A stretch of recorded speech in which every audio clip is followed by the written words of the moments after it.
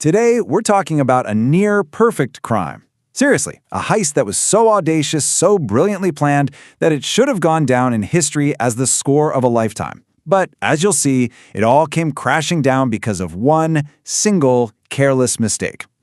Okay, so picture this. It's the dead of night. On this lonely stretch of railway track between Glasgow and London, a Royal Mail train, packed with cash, grinds to a halt at a red signal. But here's the thing. This is no ordinary stop. This is the opening move in what's about to become an absolutely legendary heist. So, what was on this train that was so important? Well, inside just one of its coaches was a haul that, in today's money, would be worth a staggering $67 million. I mean, this wasn't just a robbery. This was a ticket to a completely new life. The stakes were absolutely astronomical. But that's the big question, right? How did they know? This was no lucky guess. This was a precision strike, and you can only pull something like this off with inside information. So, who was feeding it to them? Well, the key to this whole operation was a man known only as the Ulsterman. He was this shadowy figure, a senior security insider, who gave the robbers 2 once-in-a-lifetime tips. And believe it or not, to this day, nobody knows who he really was. And here are the 2 tips he gave them. It's just perfect. First, he told them that the usual high-security coach, the one with all the alarms, was out of service. They were using a vulnerable old backup coach instead. And second, because it had just been a bank holiday, that coach was carrying 10 times the normal amount of cash. It was the perfect storm, a golden opportunity. So, armed with this priceless info, a mastermind named Bruce Reynolds put together a crew of 15 specialists. The stage was set, the plan was in motion. This was about to become the heist of the century. And just look at how ruthlessly efficient they were.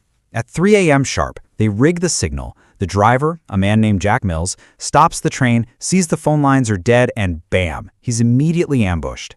He's brutally beaten with an iron bar, then forced to drive the front 2 coaches down the track. In just 35 minutes, the whole thing is over. They worked incredibly fast. They formed a human chain, and in that short window, they unloaded 120 mailbags, every single one stuffed with cash, from the train down to their getaway truck waiting under a bridge.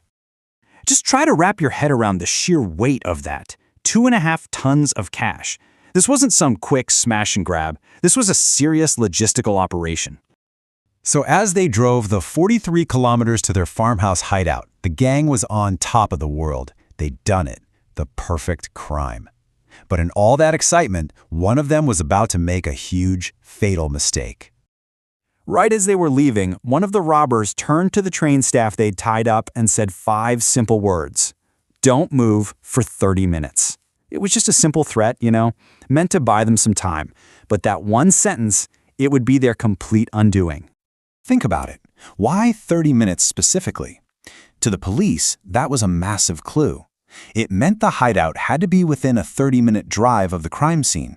And just like that, the police search was narrowed down to a 50-kilometer radius. The net was already tightening. So, back at the farmhouse, the gang is listening to a police radio scanner. When they hear the police mention that 50-kilometer search area, they completely panic. The original plan to just lay low for a few days, totally shattered. They had to get out of there, right now.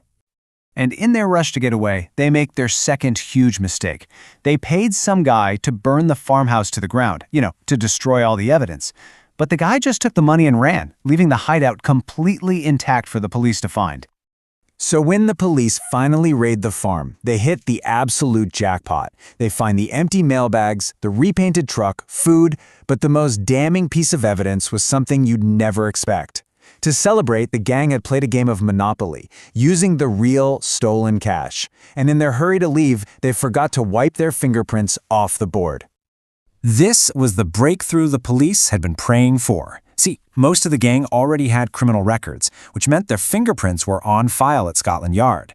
They ran the prints from the game board, and boom, the matches started flooding in. The game was well and truly up. The consequences were unbelievably severe. The courts wanted to make an example of them.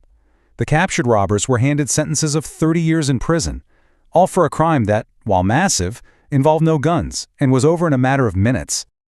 So in the end, 14 of the 16 known gang members were caught and sent to prison. The mysterious Ulsterman, the inside man, he just vanished without a trace. And the most tragic part?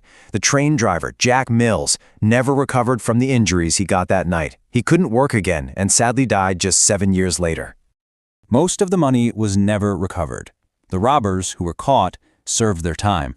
But even after all these years, one giant piece of the puzzle is still missing.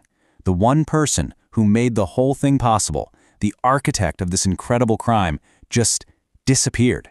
And it really makes you wonder, who was he? And did he actually get away with the perfect crime after all?